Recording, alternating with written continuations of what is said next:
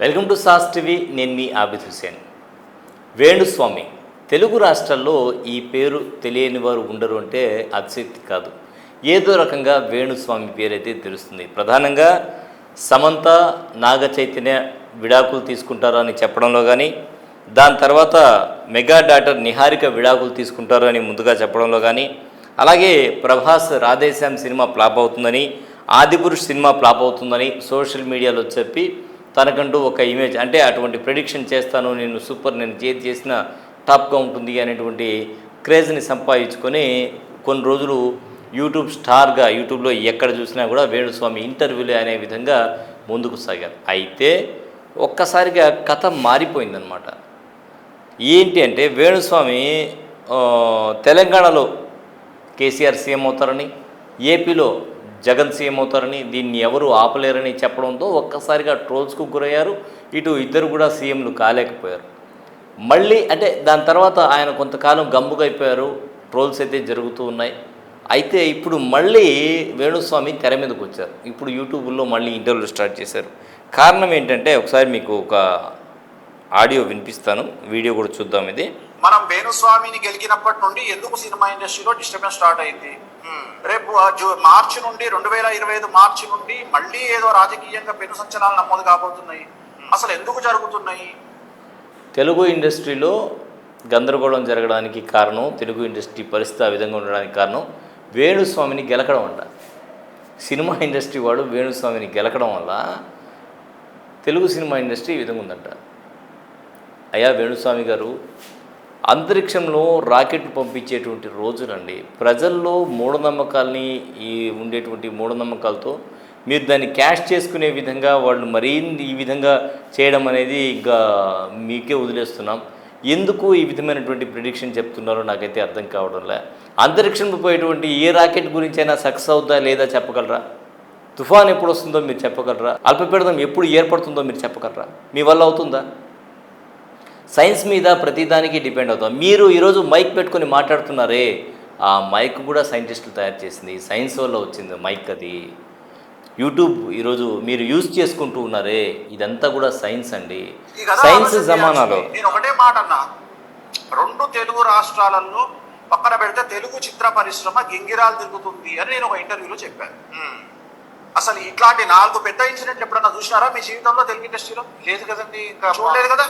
ఇలాంటి పెద్ద ఇన్సిడెంట్లు ఒక టాప్ హీరోకు సంబంధించిన కన్వెన్షన్ కూలగొట్టడము, ఒక పెద్ద డైరెక్టర్, భారతదేశానికి పేరు తెచ్చిన డైరెక్టర్ను టార్చర్ పెట్టడము, ఒక హీరోను, పాన్ ఇండియా హీరోను ఒకరోజు జైల్లో పెట్టడము, అలాగే 72 సంవత్సరాల చరిత్ర కలిగిన ఒక వ్యక్తి గొడవలు, మోహన్ బాబు గారు, ఇవన్నీ ఎప్పుడన్నా మీ జీవితంలో చూసారా? లేదండి. మరి నేను ఆల్రెడీ ఆగస్టులోనే చెప్పాను కదా తెలుగు చిత్ర పరిశ్రమ గింగిరాలు తిరుగుతుందని.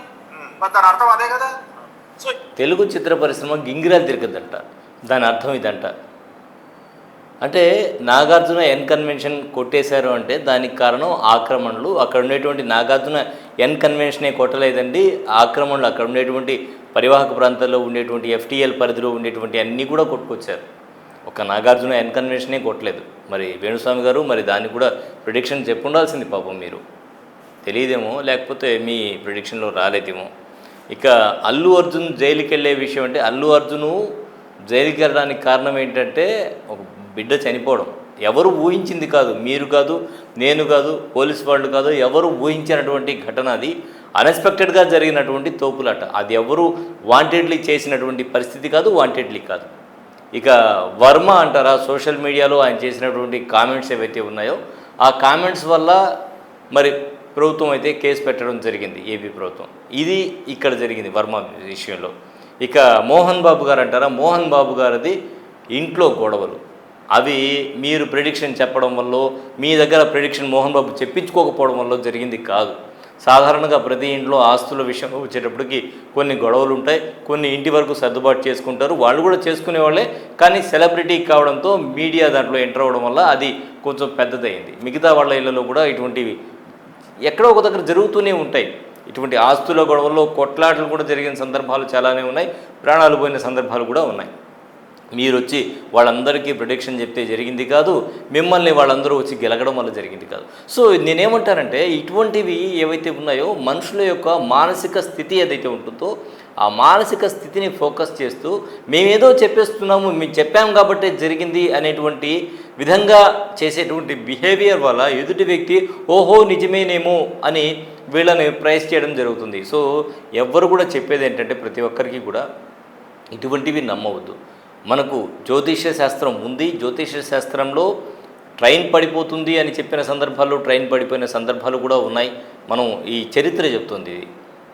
మనం చెప్పుకున్నటువంటి రాధేశ్యామ్ సినిమాలో ఏదైతే ఉందో అటువంటి సంఘటన రియల్గా కూడా జరిగింది. సో జ్యోతిష శాస్త్రంలో ఒరిజినల్గా సబ్జెక్టు తెలిసిన వాళ్ళు చెప్తే ఓకే, కానీ ఈ విధంగా అన్నిటినీ చిన్న చిన్న పాయింట్స్ని తీసుకొని ఎదగడం, మేము ఎదగాలి అనుకోవడం అనేది కరెక్ట్ కాదు.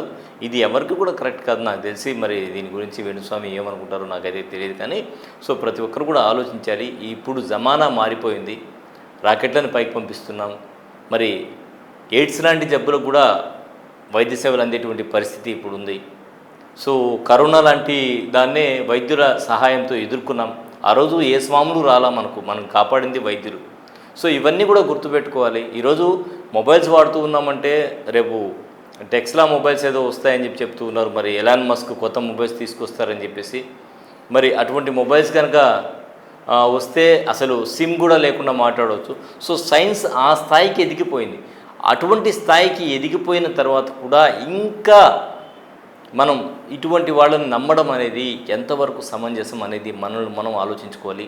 ప్రతి ఒక్కరు కూడా ఎవరైతే తెలియదో వాళ్ళందరినీ కూడా మనం మోటివేట్ చేయాలి. ప్రధానంగా దీనికి కారణం ఏంటంటే నిరక్షరాస్యత, చదువుకోకపోవడం. ఇటువంటివి ఏంటంటే కొంతమందిలో చదువుకోకపోవడం వల్ల నిరక్షరాస్యుల్ని టార్గెట్ చేస్తూ, ఇటువంటి వాళ్ళు వేణుస్వామి అని నేను చెప్పను, చాలామంది ఉన్నారు. సో వీళ్ళందరూ కూడా చేసేది ఇదే.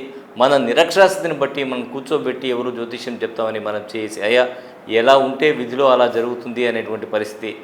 సో ఏ రాకెట్ సక్సెస్ అవుతుందో, ఏ రాకెట్ సక్సెస్ కాదో, ఎక్కడ టెక్నికల్ ఇష్యూ ఉందో సైంటిస్టులకే తెలియని పరిస్థితి.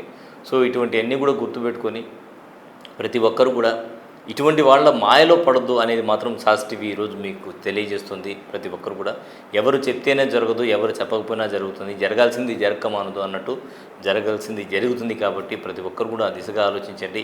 ఎవరి మాయలో పడొద్దు, మీ డబ్బులు నష్టపోవద్దు. ఇది ఇవాళ స్పెషల్ రిపోర్ట్. మరో స్పెషల్ రిపోర్ట్లో మళ్ళీ కలుద్దాం. అంతవరకు సెలవు, నమస్కారం.